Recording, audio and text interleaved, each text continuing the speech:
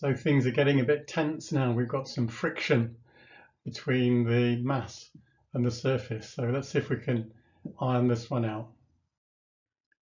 So as usual, we are going to start by drawing a diagram.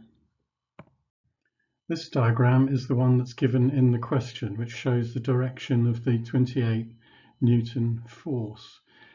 Of course, there are other forces which we need to add to complete the force diagram.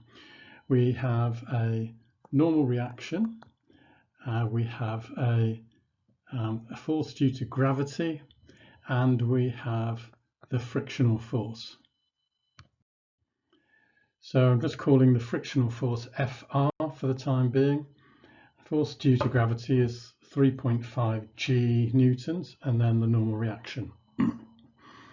So we can start by resolving parallel to the surface.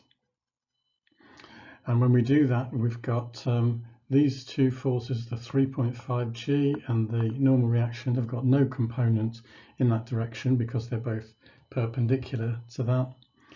So we've got the 28 Newton force has got a component in that direction of 28 cos 17, and then we've got the frictional force in the opposite direction. So 28 cos 17 minus the friction equals 0 because the mass is at rest, there's no acceleration. Then resolving vertically,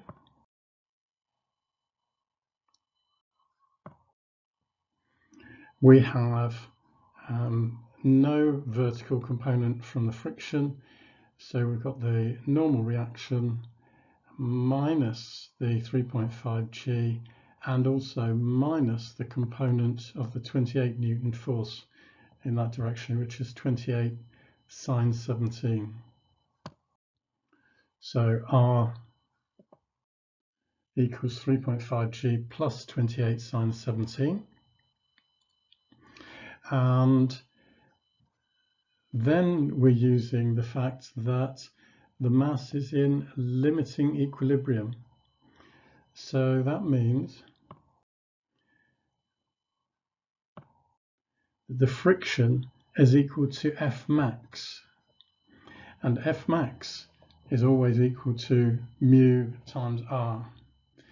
So using friction equals mu times R, we've got an expression for friction here, an expression for R here.